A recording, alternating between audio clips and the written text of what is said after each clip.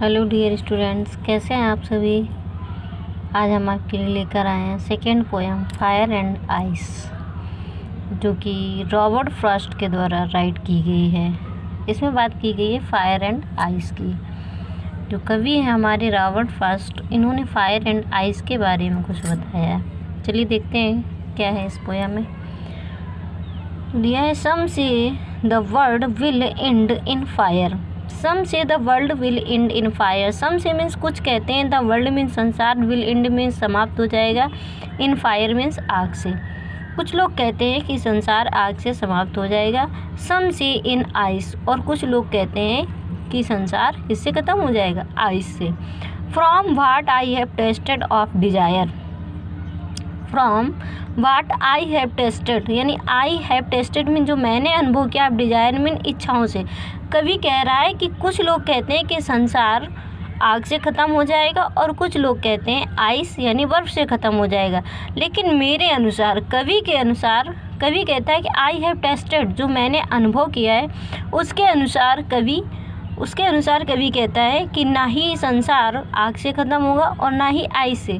संसार अगर नष्ट होगा तो किससे नष्ट होगा? ऑफ डिजायर्स, इच्छाओं से। उसने फायर की तुलना डिजायर से की गई है। I hold with those who favour fire.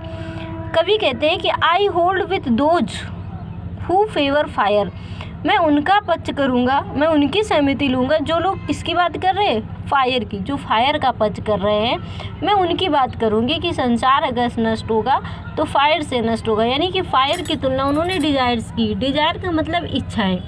उनका कहना है कि जब इच्छाएं बढ़ जाती हैं ना, जैसे आग धीरे धीरे जलती है ना, जैसे जंगल में अगर आग लग जाती है तो अगर आग पकड़ती है तो धीरे धीरे पूरे जंगल में फैल जाती है। ऐसे ही अगर इच्छाएं हमारी बढ़ती हैं तो धीरे धीरे बढ़ती ही चली जाती हैं। अगर हमारी एक इच्छा पूरी हो जाती तो दूसरे की उम्मीद करते हैं, दूसरी पूरी हो जाती तीसरे की उम्मीद करते हैं। तो इस तरह से अगर सारी इच्छाएं हम ही पूरी करते जाएंगे, जो और लोग हैं उनका क्या होगा? विनाश हो जाएगा। तो इस तरह से कवि कहता है कि ये संसार इच्छाओं से समाप्त हो जाएगा।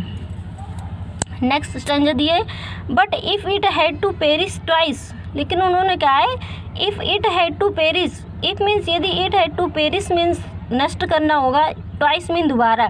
यदि इसको दोबारा नष्ट होना पड़ेगा तो आई थिंक, मैं सोचता हूँ, I know enough of hate. उन्होंने क्या कहा? मैं जानता हूँ enough of hate. Hate means क्या होता है? घृणा। उन्होंने क्या, अगर इस संसार को दोबारा नष्ट करना पड़ सकता है तो इसके लिए क्या पर्याप्त है? हेट। हेट मीन घृणा करना। टू से मीन्स हम कह सकते हैं that for destruction ice. Destruction mean विनाश हो सकता है किससे? आइस। आइस मीन बर्फ से। इज एल्सो ग्रेट, बर्फ जो है इज एल्सो ग्रेट, वो भी बहुत अधिक है। एंड वुड सफिस, और सफिस मीन्स पर्याप्त है। उसने कहा कि अगर दोबारा संसार के नष्ट करने की बात हो सकती है तो ये बर्फ से भी नष्ट हो सकता है, और बर्फ इसके लिए पर्याप्त है। बर्फ की तुलना इन्होंने हेट से की। हेट बोले तो घृणा। जैसे कि किसी को किसी से घृणा हो जाती है तो वो दिन पर दिन उसके प्रति घृणा महसूस करता है, दिन पर दिन उससे घृणा करता जाता है। तो उसने आइस की तुलना हेट से की है।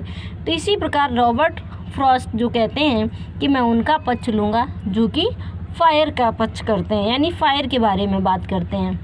दोनों लोग यही कहते हैं। कुछ लोग कहते हैं फायर से संसार नष्ट हो जाएगा और कुछ लोग कहते हैं आइस से नष्ट हो जाएगा। तो उन्होंने फायर की तुलना डिजायर से की है और आइस की तुलना हेट से की है। आई थिंक सभी को समझ आ गया होगा, और आगे हम लोग नेक्स्ट वीडियो में मिलते हैं। अगर आपको ये पोएम समझ आई हो तो चैनल को लाइक कीजिए, सब्सक्राइब कीजिएगा और सारे फ्रेंड्स के साथ शेयर कीजिएगा। Thank you.